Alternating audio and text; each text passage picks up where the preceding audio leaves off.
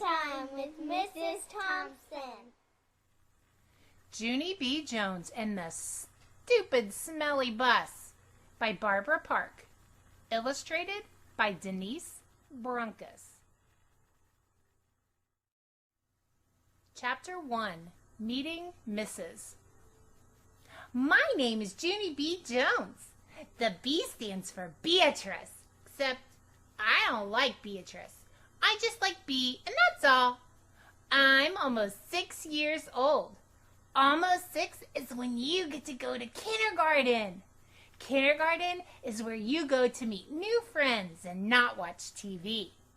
My kindergarten is the afternoon kind. Today was my first day of school. I'd been to my room before, though. Last week, Mother took me there to meet my teacher. It was called Meet the Teacher Day. My teacher was decorating the bulletin board with the letters of the alphabet. I already know all those letters, I said. I can sing them, except I don't feel like it right now. My teacher shook my hand, only our hands didn't fit together that good.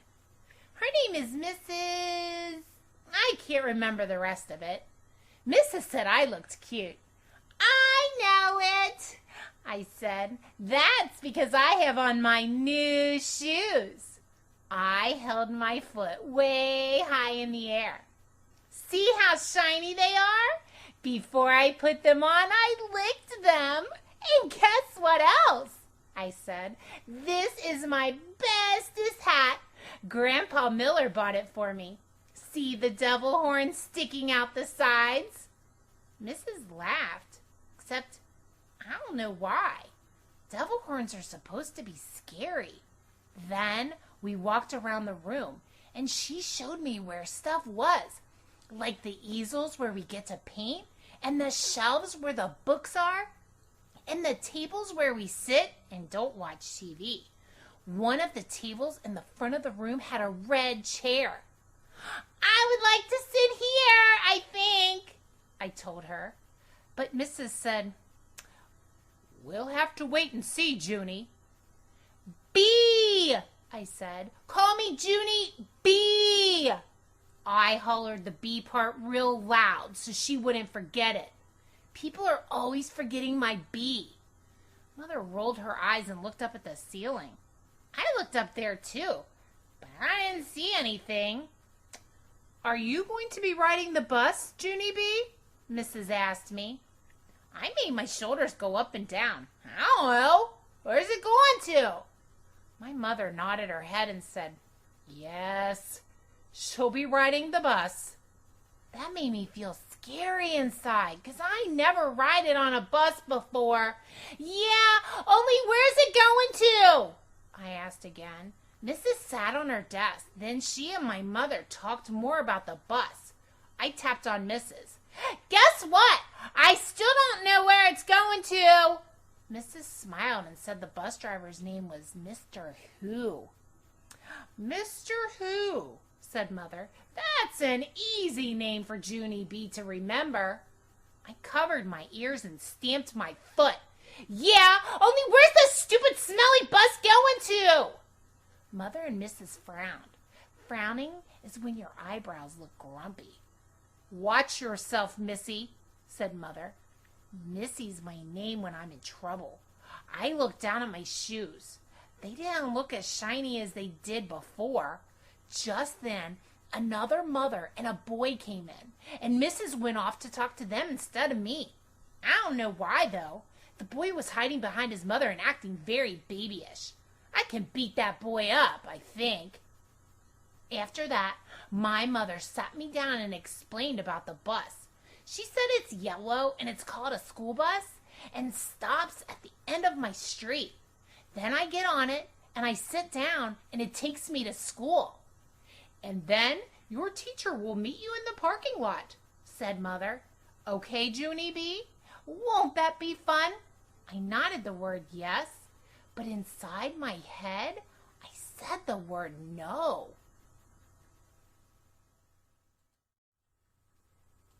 Chapter 2, Feeling Squeezy. I stayed scared about the bus for a whole week. And last night, when my mother tucked me into bed, I still felt sickish about it. Guess what? I said. I don't think I want to ride that school bus to kindergarten tomorrow. Then my mother rumpled my hair. Oh, sure you do, she said. Oh, sure I don't, I said back. Then Mother kissed me and said, it'll be fun, you'll see. Just don't worry. I did, though. I worried very much. And I didn't sleep so good either. And this morning, I felt very droopy when I got up, and my stomach was squeezy, and I couldn't eat my cereal. And so I watched TV until Mother said it was time to get ready to go. Then I put on my skirt that looks like velvet and my new fuzzy pink sweater, and I ate half a tuna sandwich for lunch. After that, Mother and I walked to the corner to wait for the bus. And guess what? There was another mother and a little girl there too. The little girl had curly black hair, which is my favorite kind of head. I didn't say hello to her though, 'cause she was from a different street, that's why. Then, finally, this big yellow bus came around the corner, and the brakes screeched very loud. I had to cover my ears. Then the door opened, and the bus driver said, Hi, I'm Mr. Who. Hop on. Except I didn't hop on, 'cause my legs didn't want to. I don't think I want to ride this bus to kindergarten, I told Mother again. Then she gave me a little push. Go on, Junie B, she said. Mr. Who is waiting for you. Be a big girl and get on. I looked up at the windows. The little girl with the curly black hair was already in the bus. She looked very big sitting up there and kind of happy. Look how big that little girl is acting, Junie B, said Mother. Why don't you sit right next to her? It'll be fun, I promise. And so I got on the bus, and guess what? It wasn't fun. Chapter 3, The Stupid Smelly Bus. The bus wasn't like my daddy's car at all. It was very big inside, and the seats didn't have any cloth on them. The little curly girl was sitting near the front, and so I tapped on her. Guess what? I said. Mother said for me to sit here. No, she said. I'm saving this seat for my best friend, Mary Ruth Marble. Then she put her little white purse on the place where I was going to sit, and so I made a face at her. Hurry up and find a seat, young lady, said Mr. Who. And so I quick sat down across from the curly mean girl, and Mr. Who shut the door. It wasn't a regular kind of door, though. It folded in half, and when it closed, it made a wishy sound. I don't like that kind of door. If it closes on you by accident, it will cut you in half, and you will make a squishy sound. The bus made a big roar. Then a big puff of black smoke came out the bad end of it. It's called bus breath, I think. Mr. Who drove for a while. Then the brakes made that loud, screechy noise again. I covered my ears so it couldn't get inside my head. 'Cause if loud, screechy noises get inside your head, you have to take an aspirin. I saw that on a TV commercial. Then the bus door opened again, and a dad and a boy with a grouchy face got on. The dad smiled. Then he plopped the grouchy boy next to me. This is Jim, he said. I'm afraid Jim isn't too happy this afternoon. The dad kissed the boy goodbye, but the boy wiped it off his cheek. Jim had on a backpack. It was blue. I love backpacks. I wish I had one of my very own. One time, I found a red one in a trash can, but it had a little bit of gushy on it, and Mother said no. Jim's backpack had lots of zippers. I touched each one of them. 1, 2, 3, 4. I counted. Then I unzipped one. "Hey, don't!" yelled Jim. He zipped it right up again. Then he moved to the seat in front of me. I hate that Jim. After that, the bus kept stopping and starting. Lots of kids kept getting on. Loud kids.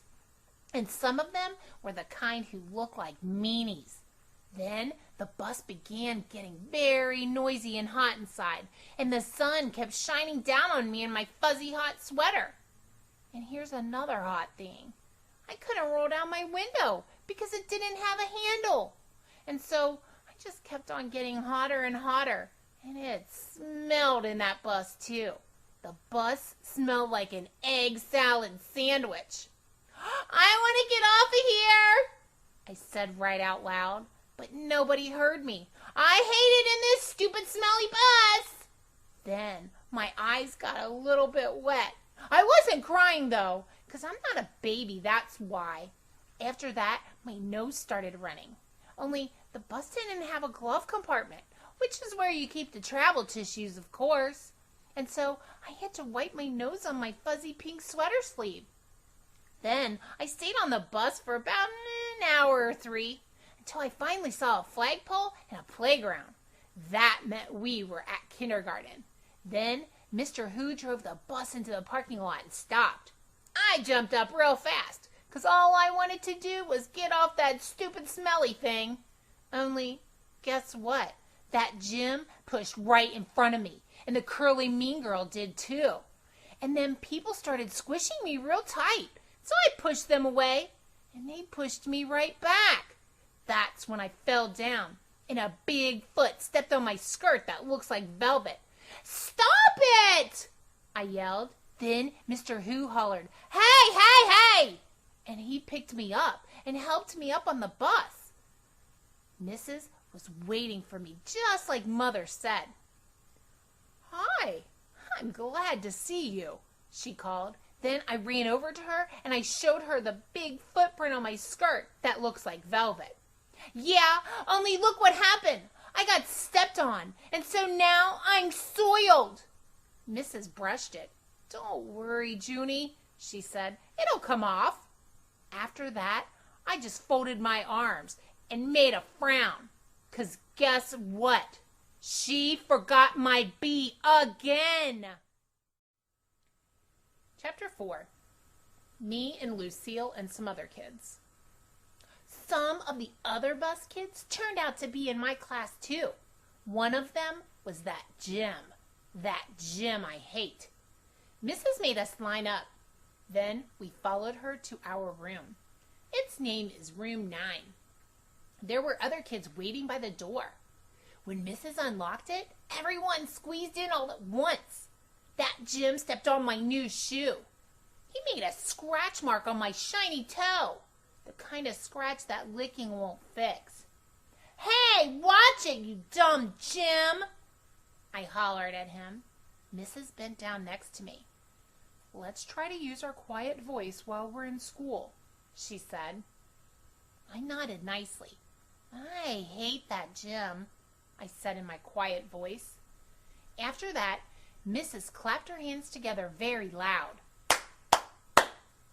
"I want everyone to find a chair and sit down as fast as you can," she said. That's when I ran to the table with the red chair. Only guess what? There was already someone sitting there, a girl with little red fingernails. And so I tapped on her and said, "I would like to sit there, I think." "No," she said. "I am." "Yeah, only I already picked that chair out," I told her. "Ask my mother if you don't believe me." But the girl just shook her head no. And then Mrs. clapped her loud hands again and said, "Please find a seat." And so then I had to quick sit down in a stupid yellow chair, the same stupid color as the stupid yellow bus. After that, Mrs. walked to a big closet in the back of the room. It's called the supply closet. She got out boxes of new pointy crayons and some white circles. Then she passed them out, and we had to print our names on the circle and pin them to our fronts. It was our first work. If you need help spelling your name, raise your hand, said Mrs. I raised my hand. I don't need help, I told her. Grandma Miller says I print beautifully. I used red, but then a mistake happened. I made my Junie too big, and there wasn't any room left for my B, and so I had to squish it very teeny at the bottom. I hate this stupid dumb circle, I hollered. Mrs. made the shh sound and gave me a new one. Thank you, I said nicely. Grandma Miller says I print beautifully. The girl with the little red fingernails was faster than me. She showed me her circle and pointed to her letters. Lucille. That spells Lucille, she said. I like that name of Lucille, I said, 'cause guess why? Seals are my favorite animal. That's why. Then Mrs. passed out drawing paper, and we drew pictures of our family. Mrs. put a happy face sticker on mine. It was very good, except I made my father too teeny, and my mother's hair looked like sticks. After that, Mrs. took our class on a walk around the school. Everyone had to find a buddy to walk with.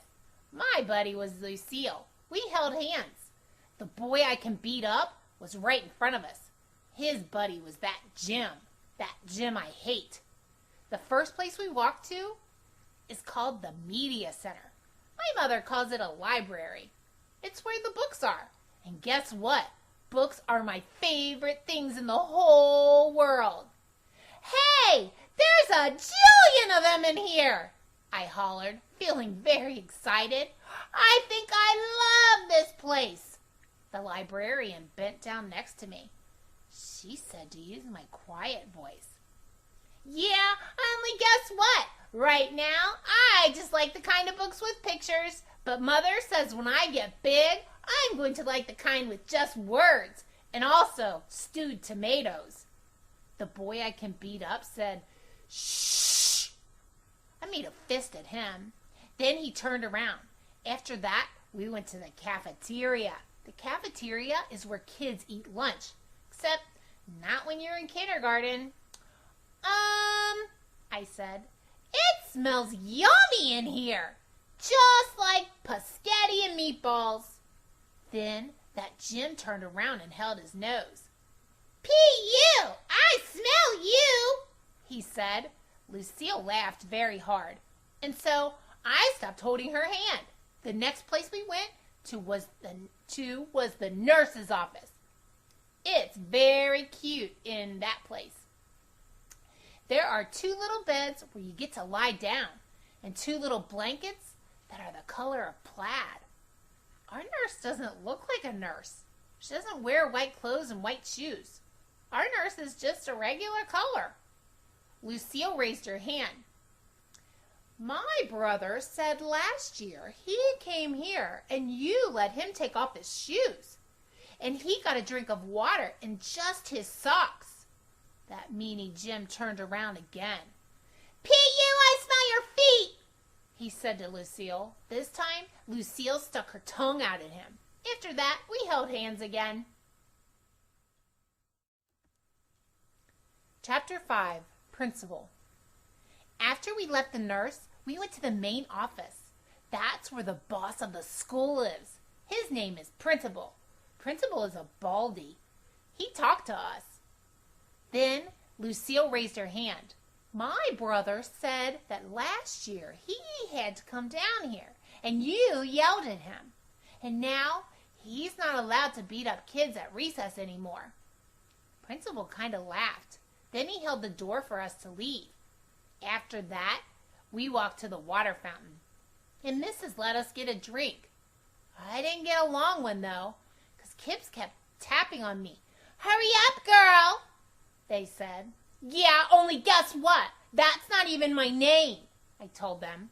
Her name is Junie Bumblebee, said Lucille. Then she laughed. But I didn't think it was a very funny joke.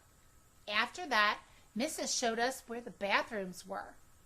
There's two kinds of bathrooms in our school, a boys' kind and a girls' kind.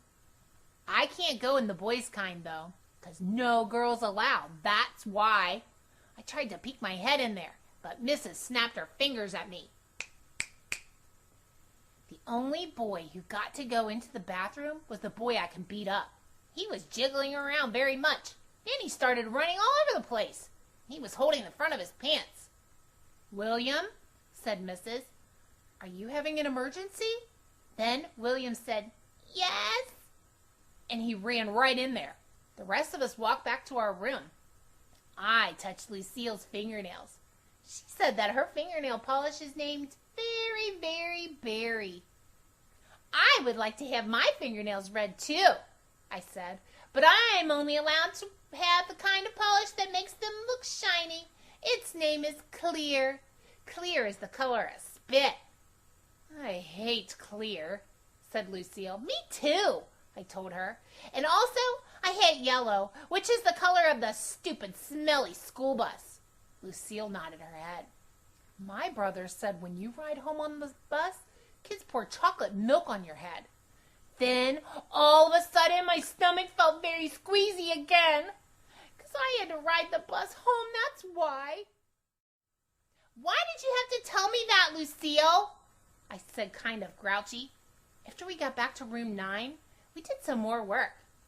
It was a game to help us learn each other's names. I learned Lucille, and also a girl named Charlotte, and another girl named Grace. Then I learned a boy named Ham, which we eat at Grandma Miller's. Pretty soon, Mrs. clapped her loud hands together. "Okay, everyone, gather up your things. It's almost time for the bell." Then I heard a noise in the parking lot. It was screechy brakes, and so I looked out the window. I saw the school bus. It was coming to get me. "Oh, no," I said kind of loud. "Now I'm going to get chocolate milk poured on my head." Then I chewed on my fingers. Get in line, said Mrs. "When we get outside, I want all my bus students to come with me. The rest of you must go to the crossing guard." Everyone was lining up. I was the very last one. Just then, the bell rang, and Mrs. marched out the door. Then everybody else marched out there too. Except, guess what? I didn't. Chapter 6. A Good Hider. When you're the very last one in line, nobody watches you. That's how come nobody saw me when I ducked behind the teacher's desk and hid. I'm a good hider. One time, at Grandma Miller's house, I hid under the kitchen sink. Then I made a growly sound and sprung out at her.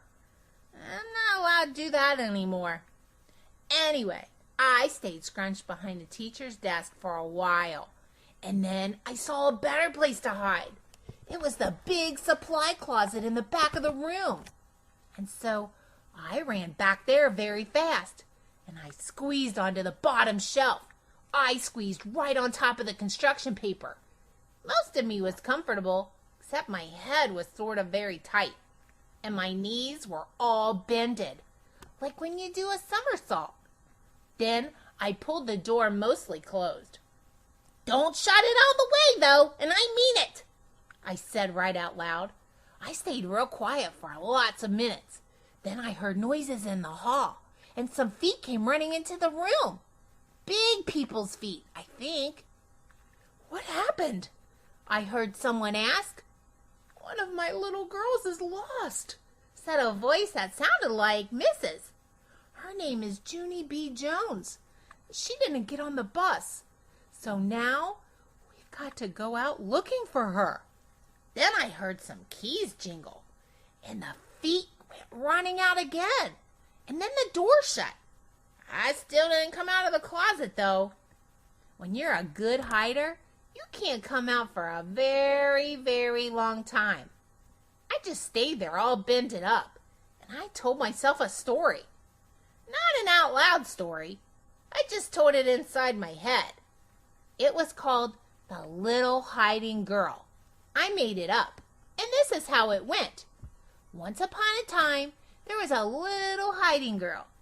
She was in a secret spot where nobody could find her, except her head was very tight, and her brain was squishing out. But she still couldn't come out of her spot, or a smelly yellow monster would get her, and also some meanies with chocolate milk. The end. After that, I rested my eyes. Resting your eyes is what my grandpa does when he watches TV after dinner. Then he snores. And Grandma Miller says, Go to bed, Frank. It's not the same thing as a nap, though, because naps are for babies. That's why. And anyway, I didn't snore. I just did a little drool. Then, finally, my eyes were done resting. They woke up. And so I came out of the closet and ran right to the window. And guess what? There weren't any cars in the parking lot. And no stupid smelly bus either. Whew! That's a relief, I said. A relief is when your stomach doesn't feel squeezy anymore. After that, I went back to the closet. Because while I was hiding, I sniffed the smell of clay. That's why. And clay is my very favorite thing in the world. Hey, I see it up there, I said. The clay was on the middle shelf. I stood on a chair to get it. It was blue and stiff, and so I had to roll it on the floor to make it soft and warm. Then I rolled it into a blue orange. It was very beautiful, except it had some dirt and hair on it. After I was done, I went to the front of the room and sat down in the teacher's big chair. I like teachers' desks very much. The drawers are so big I could fit in one, I think. I opened up the top one. There were happy face stickers and rubber bands and also gold stars, which I love a very lot. I stuck one on my forehead. Then I found paper clips and a red marking pen and new pencils with no points and scissors and travel tissues. And guess what else? Chalk, I said. Brand new chalk that's not even out of the little box yet. Then I stood up on my teacher's chair and clapped my hands very loud. I want everyone to find a chair and sit down. Today we are going to learn some alphabet and some reading. And also, I will teach you how to make a blue orange. But first, everyone has to watch me draw stuff. Then I went to the board and drew with my brand new chalk. I drew a bean and a carrot and some curly hair. Then I wrote some O's. O's are my bestest letter. After that, I bowed. Thank you very much, I said. Now you may go out for recess. I smiled, except not for that gym. Chapter 7. Peeky Holes and Spying. After a while, I started to get a little bit thirsty. That's what happens when chalk sprinkles get in your throat. I would like a drink of water, I think, I said. Then I put my hands on my hips. Yeah, only what if somebody sees you at the water fountain? Then they might call the Stupid Smelly Bus to come and get you. And so you better not go. I stamped my foot. Yeah, only I have to go, 'cause there's dumb chalk in my throat. Then, all of a sudden, I got a great idea. I pulled a chair over to the door, and I peeked out the window at the top. I'm a good peeker. One time, I peeked right into Grandpa Miller's mouth when he was sleeping. And I saw that dangly thing that hangs down in the back. I didn't touch it, though, 'cause I didn't have a little stick or anything, that's why. Anyway, I didn't see anybody in the hall, And so I opened the door a crack and I sniffed. 'Cause when you sniff, you can smell if there's people around. I learned sniffing from my dog Tickle. Dogs can smell everything. People can mostly just smell big smells, like stink and flowers and dinner. Nope, don't smell anyone, I said. Then I ran to the water fountain and I drank for a long time. And nobody tapped on me and said, "Hurry up, girl." After that, I stood on my tippy toes and I tippy-toed to the media center because I love that place. Remember? The media center is kind of like a fort. The shelves are like walls and the books are sort of like bricks. And you can move some of them around and make peeky holes. Peeky holes are what you spy out of.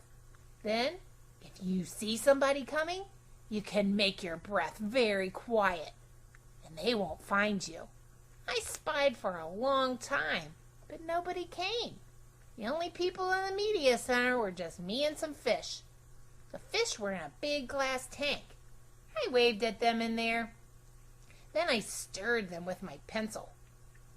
I love fish very much. I eat them for dinner with coleslaw. Just then, I saw my most favorite thing in the whole world. Its name is an electric pencil sharpener, and it was sitting right on the librarian's desk. "Hey!" I said, very excited. "I think I know how to work that thing." Then I looked in the desk drawer, and guess what? There were lots of brand new pencils in there, and so I sharpened them.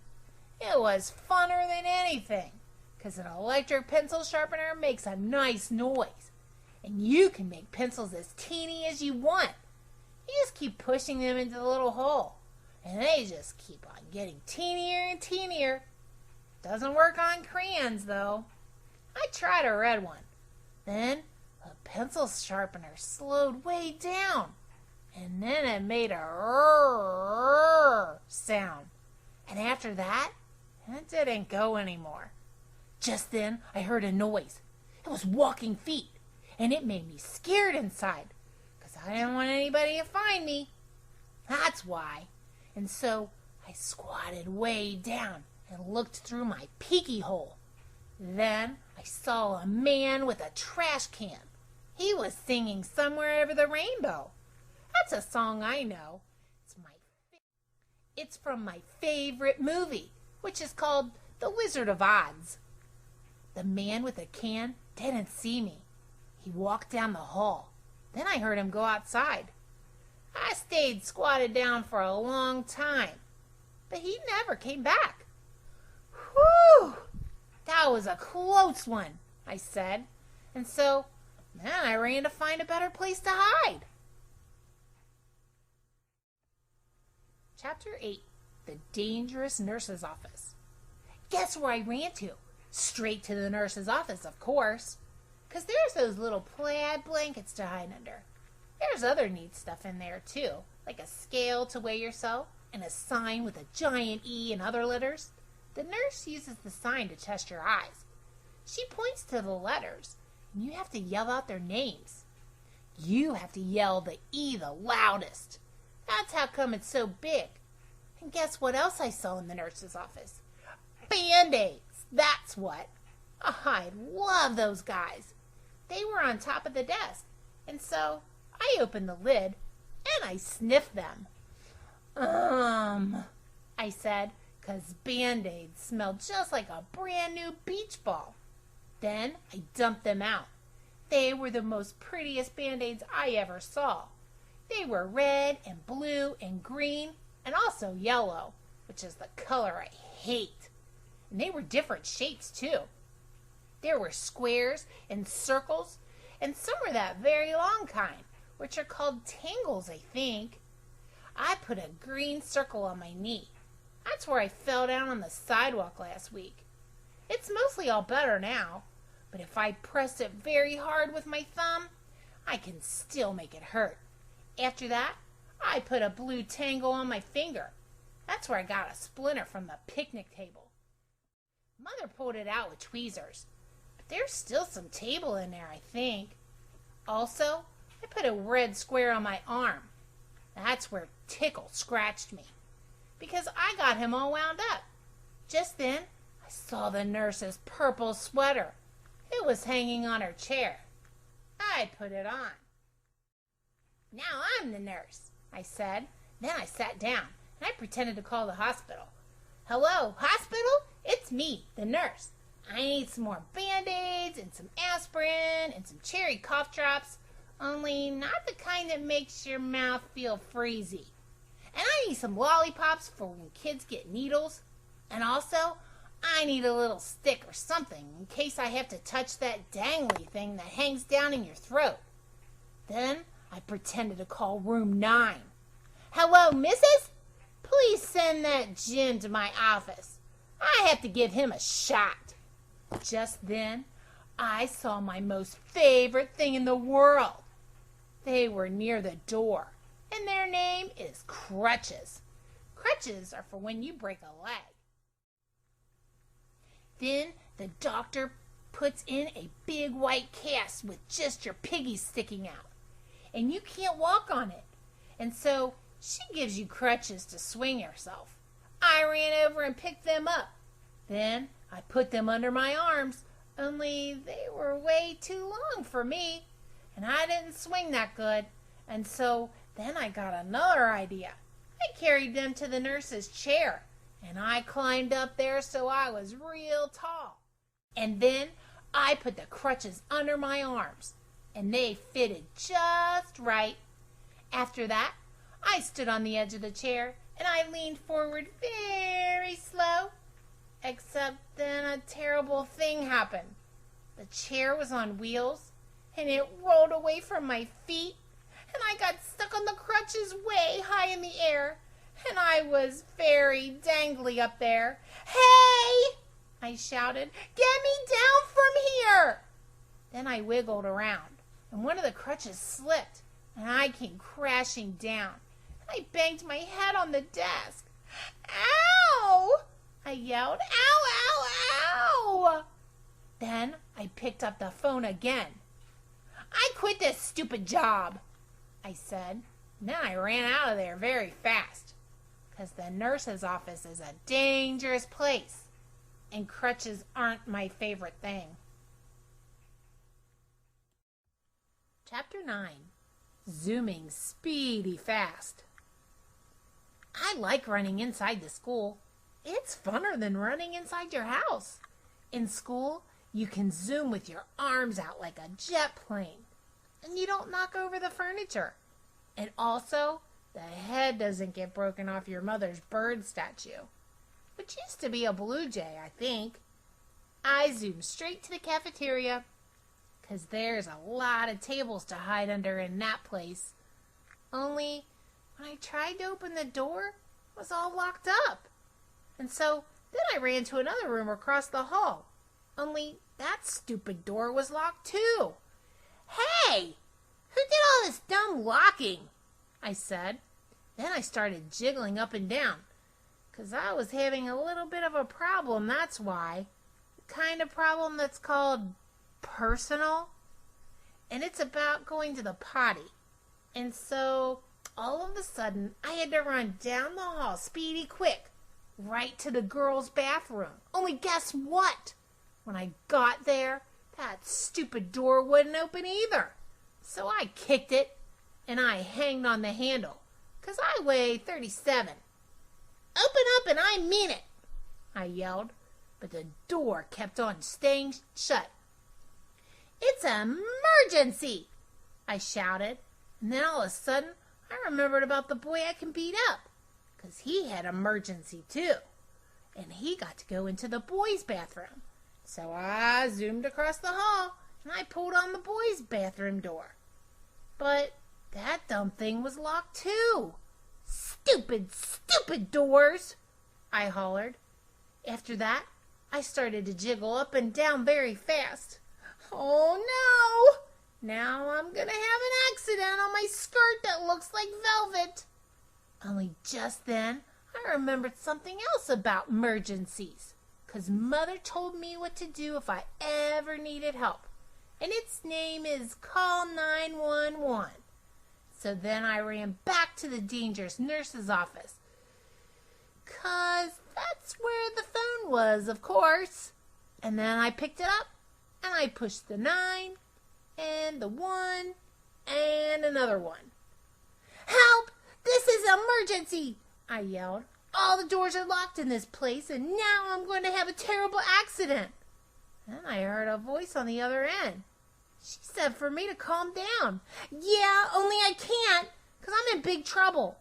I'm all by myself, and I need help real bad." Then the lady said to calm down again, except for I couldn't stand still. And so I just hung up and ran right out of there. And I just kept running and running till I got to the big doors at the end of the hall. And then I run right outside, 'cause maybe there might be a little toilet out there or something.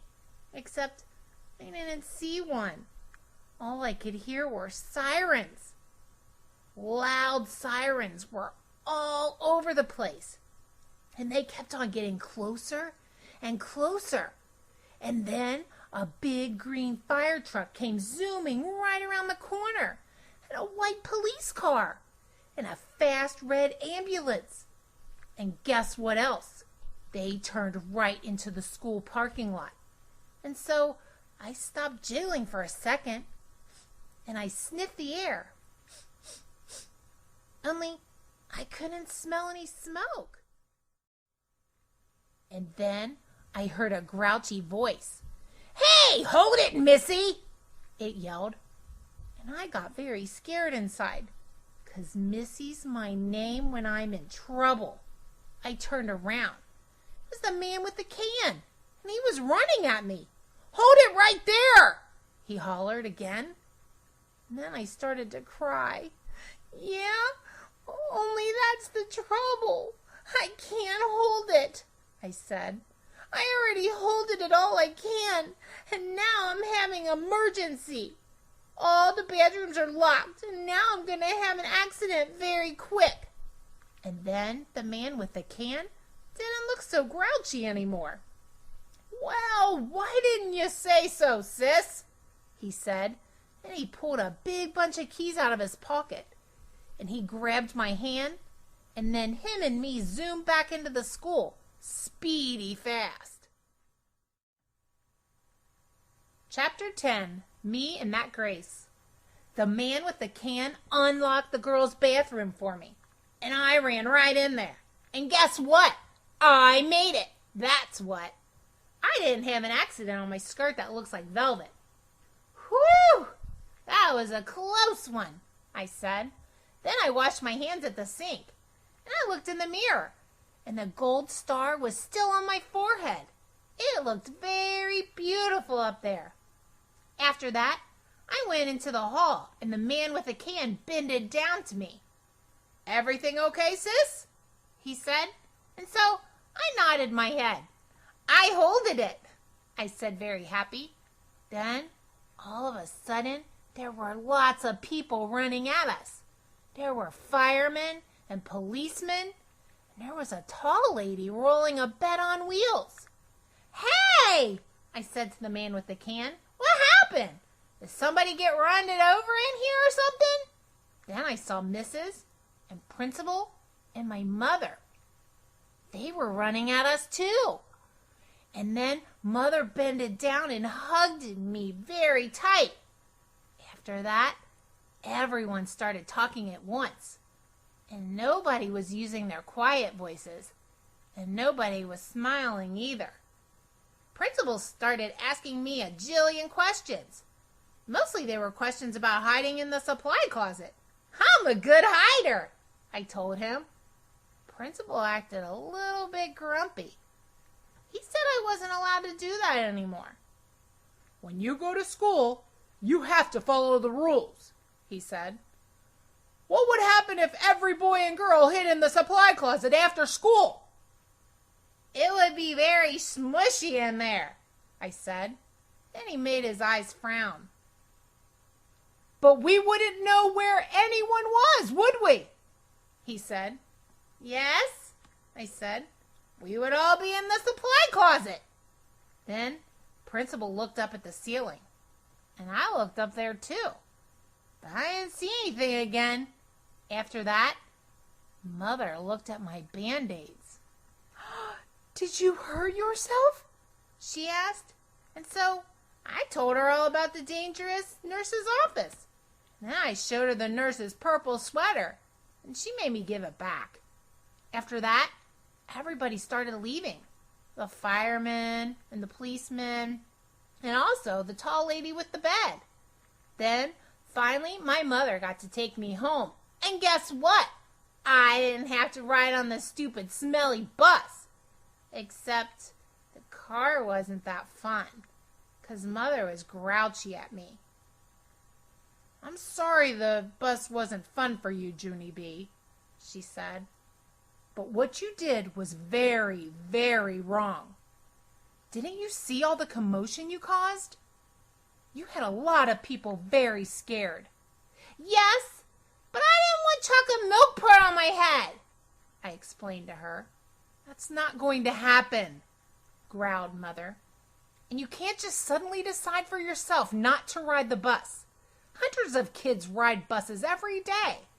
And if they can do it, you can do it too. And my eyes got wet again. Yeah, but there's meanies on that thing, I said all sniffly. Then Mother stopped being so growly. What if you had a friend to ride with? She said. Your teacher told me there's a girl in your class who will be riding the bus for the first time tomorrow. Maybe you could sit together. Would you like that? I made my shoulders go up and down. Her name is Grace, said Mother. Grace? I said. Hey, I know that Grace. I learned her today. And so when we got home, Mother called that Grace's mother.